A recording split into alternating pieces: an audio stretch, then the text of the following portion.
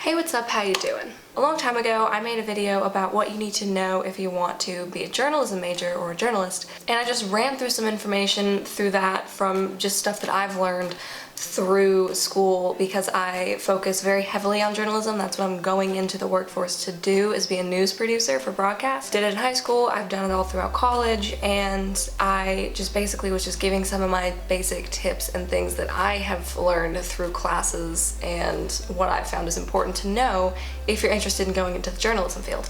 But today I just wanted to hone in a little bit more on some other stuff because I have learned a whole lot more since I made that video. I was a sophomore then, I'm a senior now.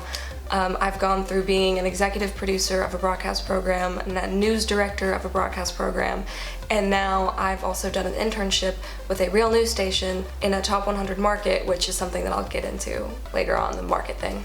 And so I have learned quite a bit more, and so I have more information to share. So let's just get started here. First off, I want to talk about the different types of journalism that you could be going into and that you can be studying.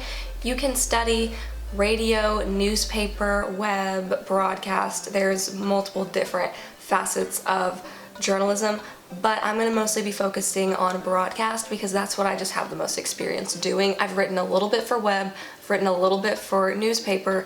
I used to work at a radio station and I've written a little bit for radio, but I'm not that extensive with my journalism knowledge in any of those areas, but I am very extensive in my knowledge about broadcast journalism. So that is mostly what I'm going to be focusing on. So if that's the area that you're most interested in, that's going to be what I'm talking mostly about.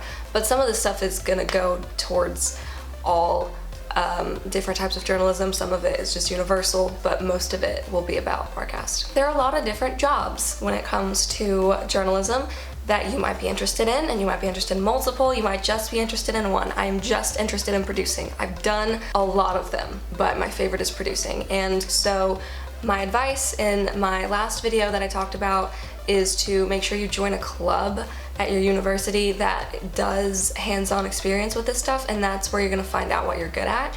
And my advice tacking on to that is if you do join a club, like a broadcast journalism club, try out a bunch of different jobs to see what you like best and what you're best at before you settle into your position that you want to focus on, unless you just already know exactly what you want to do. Just strictly on the content side, there's anchors, reporters, weather, sports, producers, associate producers, videographers, digital producers, digital reporters. There's just a lot of different areas that you could potentially go into. As far as radio, I don't know all the different jobs. Newspapers, there's obviously reporters, editors, photographers. There's a whole lot of different jobs in that field too. I'm just not as familiar with all of them.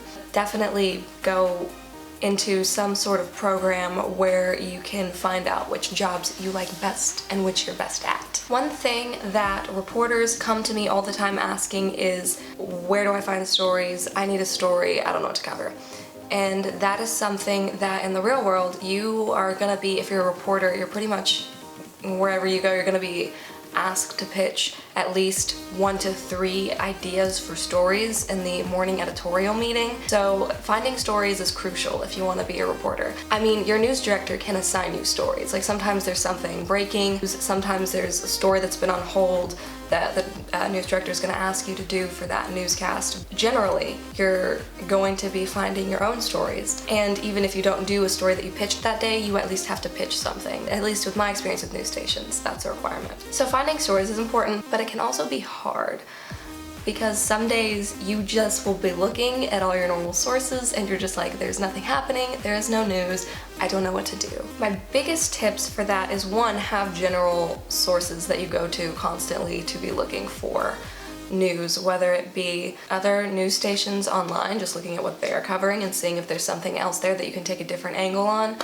whether it be just looking online, searching, looking through Twitter, seeing if there's anything going on locally, sometimes looking at national news and seeing if there's anything that could affect your area and you can just localize it. An example for that is the Trump impeachment stuff has been going on for most of this semester, and so that's been something that we've been covering in a lot of my newscasts, is just updates on the impeachment stuff. But it gets, tedious to just constantly be providing updates on stuff And sometimes you want to take different angles, you want to make it more interesting, you want people to want to look at your news, watch your news, read your stories as opposed to someone else's.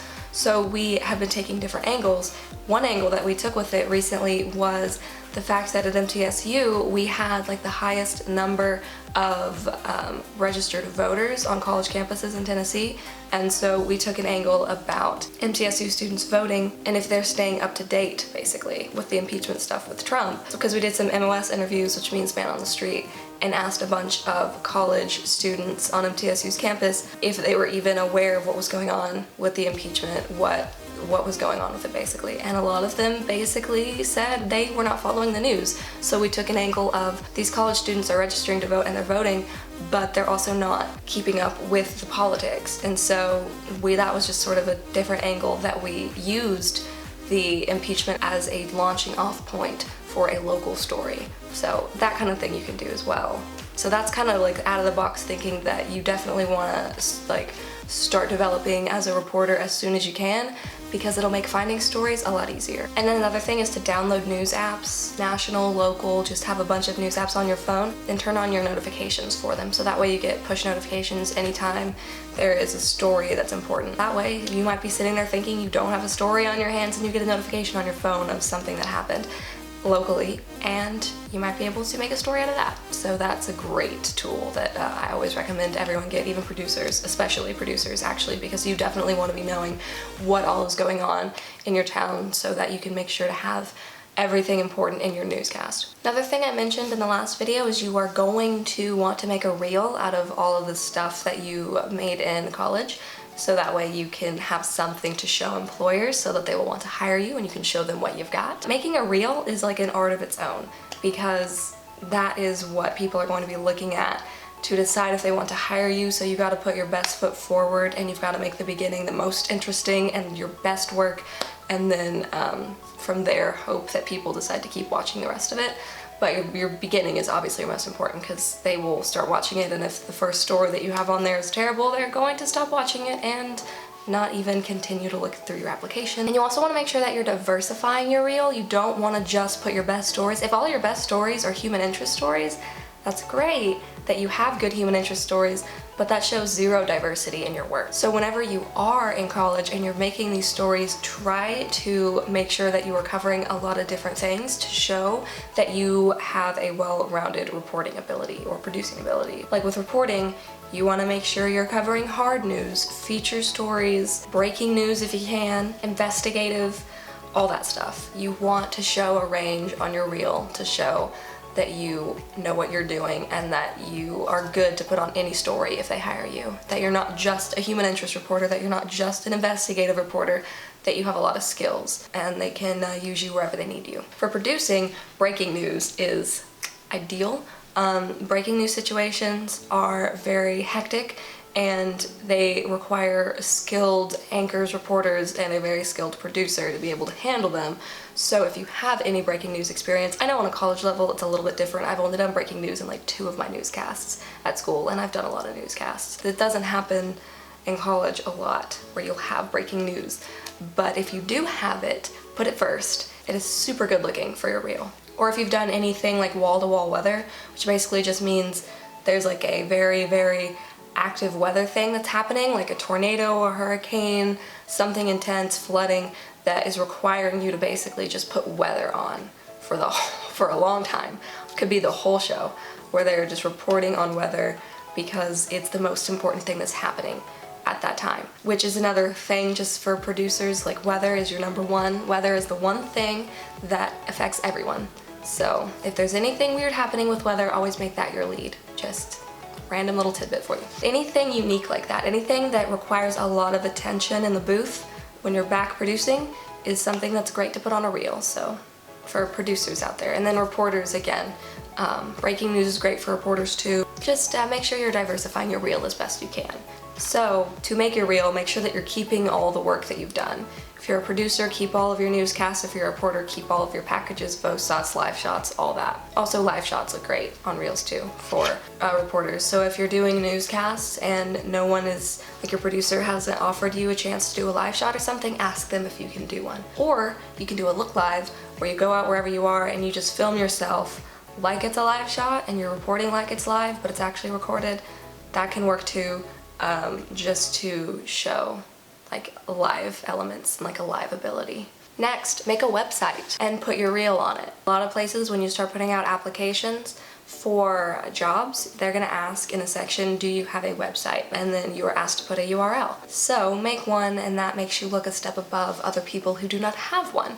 It can show off your reel there, it can show off scripts there, any published work you've done. That way you can just basically make that a place to put all of the work you have done. I just used Wix to make my website, so just something as simple and easy as that. Next, I'm going to talk about, kind of teased it at the beginning of the video, market sizes. That's something that you'll hear a lot about whenever you're in school for journalism. Most people aim to be in the top 100 after college. Market size is basically just based off of the number of people that are in your viewing audience. Like number 1 is New York, number 2 LA, and so on and so forth. Top 100 is the best, obviously, and then the closer you get to 1, the better. So that's just something to be aware of when you're applying for jobs, is to look at the market sizes whenever you are picking where you want to apply to. You want to try to aim for the best market you can. And you can hop market sizes. Like if just because you started at 102 doesn't mean that in your next job you can't get in a top 50 market. It takes different levels of skill in different markets. Like if you're in a top 10 market, that's the hardest to be in, that's the most fast-paced and competitive. So like working in LA is going to be a whole lot different than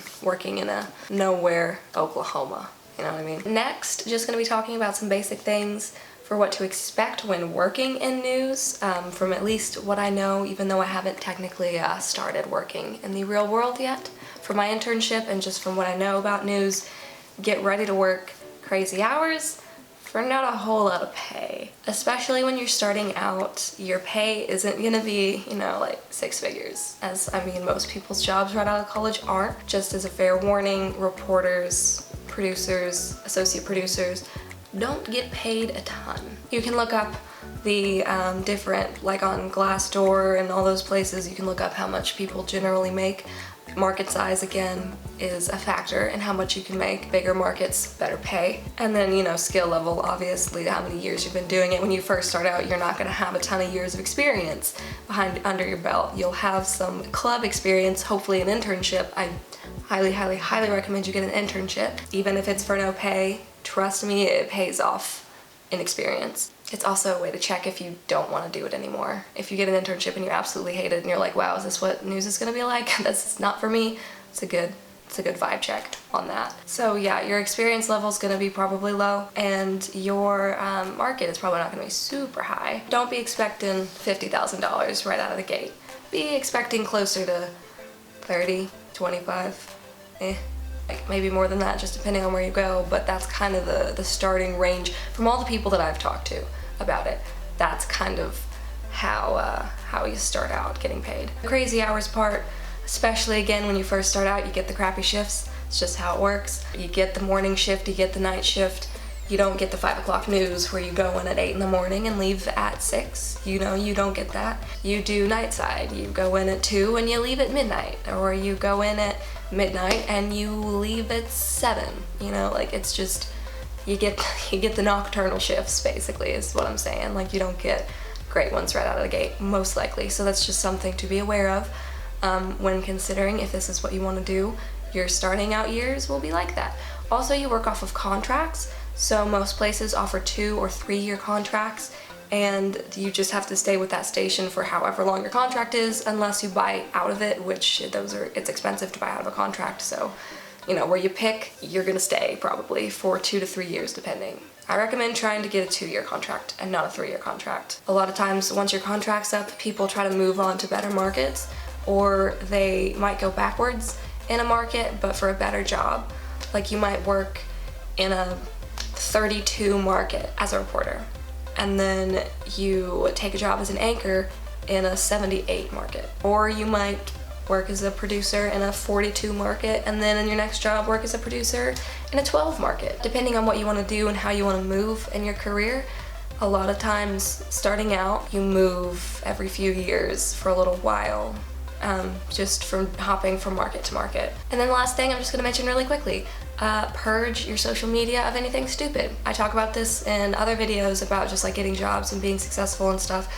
You just don't want crap on your social media that'll come back to bite you, especially if you're going to be an on-air talent. You don't want 10, 20 years down the line of you being a well-known figure and then someone looks back on your social media and finds a stupid post that you made, and then it's a scandal because you're a public figure. So purge your social media of anything stupid if you've got it, and start looking at you can make a professional social media if you want. I know some people that do that, and start building it up in college, starting, getting followers, posting to it, whatever, in college. Or you can just take your personal social media that you have now and switch it to a professional one if you want. Either way, I recommend whatever you do, start following stations and reporters on social media, retweet, like, comment, whatever, on news-related things, and just don't post stupid stuff. Social media is a big thing with reporters. Like, you are going to be, if you're a reporter, most likely required to post to your social media about the story that you're doing. Some places have required amounts of posts you have to make per day. Some don't, some do. But you will most likely have to be interactive on social media if you want to be in front of the camera. Sometimes even as a producer, you have to be active on social media. Again, just depends on the station. So, think about your social media, be mindful of it. Anyway, those are all my tips I've got for you for today. If you're interested in more information, I can give you more about being a journalist, and I'm about to go do it for real in a couple months, so I can give you more tips after that. I could also make just an entire video alone on producing. Like, that job has so many layers and so many different tips and things to be a good producer. If anyone out there is interested in that, let me know, because I can do that too. But anyway, that's it for this video. I hope it was helpful. If you have any questions or anything I didn't talk about in this video, check it out in my other one if you haven't already, where I talk about a lot of other stuff relating to journalism. So anyway, I hope you have a great rest of your day. Bye, guys.